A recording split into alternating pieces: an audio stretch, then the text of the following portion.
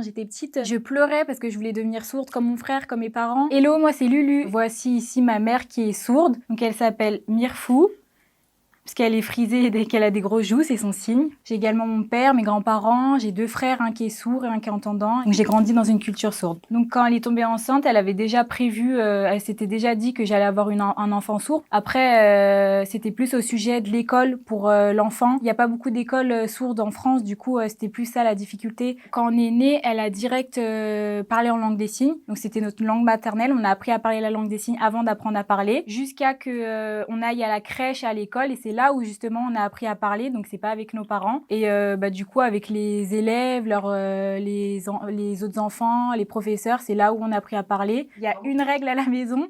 C'est parler que en langue des signes. C'est interdit de parler, surtout à table. Et c'était plus pour que tout le monde, on puisse communiquer tous ensemble sur un pied d'égalité, que il n'y ait pas de différence entre mon frère qui est sourd, qui comprenne pas. Faut qu'on puisse communiquer tous ensemble entre frères et sœurs, quoi. C'est vrai que quand j'étais petite, j'avais souvent du retard à l'école. En primaire, au collège, ouais, j'avais pas forcément des bonnes notes parce que j'avais du retard dans l'orthographe, la grammaire, que je devais aller chez l'orthophonie, chanter que j'avais des difficultés à parler.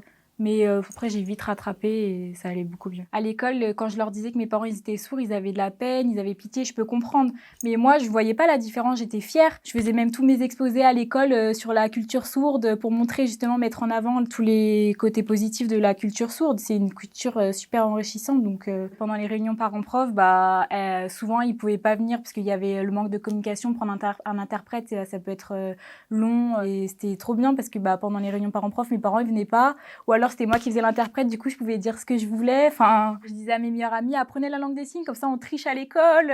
Quand on a un truc à dire, on peut se le dire en secret, personne ne le sait. Moi j'aime trop cette différence en tout cas. Il y a quand même un manque d'accessibilité encore à l'heure d'aujourd'hui. Les sourds, ils sont encore en plein combat. Par exemple, tout à l'heure quand on a pris le train, elle pouvait pas s'adresser à la personne, elle comprenait pas. Mais elle dit que c'est par rapport à autrefois, c'était pire, oui. Maintenant, c'est beaucoup mieux. Avant, les gens, quand ils regardaient, ils étaient comme ça, ils étaient choqués. Il y en avait qui se moquaient. Ils regardaient, c'est quoi ça? Par exemple, elle cherchait un appartement quand elle était plus jeune et s'était rendue dans une agence immobilière. Du coup, elle voit un appartement qui lui plaît et elle voit qu'elle doit faire la queue. Donc, elle fait la queue comme tout le monde et vient son tour. Et du coup, elle lui pose une question et elle lui dit, mais par contre, j'entends pas. Et le monsieur, il fait, bon, non, partez. Et elle fait, mais comment ça? Non, on peut communiquer, on peut écrire, ou alors je vous dis ce que je veux, vous me faites visiter. Et le monsieur, il ignorait, il fuyait, il lui disait, non, non, il l'écoutait pas, il regardait autour, il disait à son tour. Donc elle faisait des efforts, elle commençait à perdre patience, elle écrit. Le monsieur, là, il ignorait toujours. Donc là, elle en a eu marre, elle a tapé sur la table. Tout le monde l'a regardé. Le monsieur, il était choqué et elle lui a dit « Regarde-moi ». Elle a dit « Bon, c'est bon, ciao ». Et elle est partie. Elle dit, lui, il faudrait qu'il soit dans le monde des sourds, qu'il soit sourd pour voir comment c'est. Les gens, souvent, quand elle dit « j'entends pas », ils vont lui crier dans l'oreille comme ça, parce qu'ils pensent qu'elle entend pas très bien. Non, elle entend pas du tout. Mais elle dit, ça va, c'est pas très grave, c'est mieux qu'avant en tout cas. Mon copain, quand je lui ai annoncé que mes parents, ils étaient sourds, ils m'ont dit « Quoi? Mais ta mère, elle sait écrire, elle sait lire ». Je disais « Mais quel rapport ?» Le pire qu'on dit souvent, c'est « elle peut pas conduire ». Elle dit, mais pourquoi? Non, mais c'est pareil, toi, quand t'es entendant et que tu mets la musique à fond, t'entends pas ce qui se passe autour de toi. C'est la même chose, on est pareil. Mais quand il est arrivé, il a vu que, non, ma mère, elle était très autonome, elle se débrouillait toute seule. Et au fur et à mesure, ma mère, elle en a eu marre, elle lui a dit, non, maintenant tu t'adresses à moi.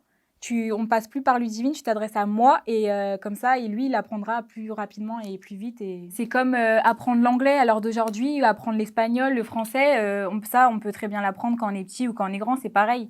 Du coup, la langue des signes, c'est pareil. Il faut juste être motivé. Si c'est sûr, si t'es pas motivé, oui, tu prendras plus de temps. Ma mère, pour rien au monde, elle voudrait être entendante. Hein.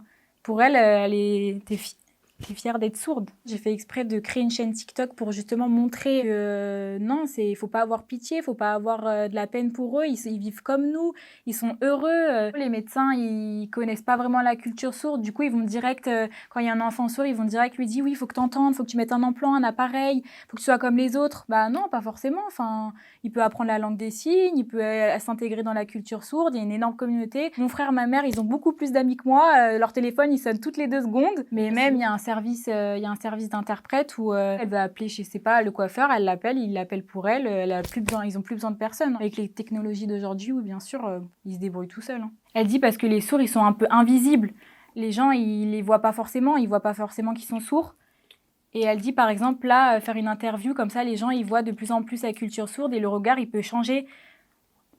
Et ils peuvent comprendre le monde des sourds et pour changer justement les mentalités des entendants et comprendre c'est quoi un sourd et qui vivent comme nous au quotidien, qui sont comme nous, quoi.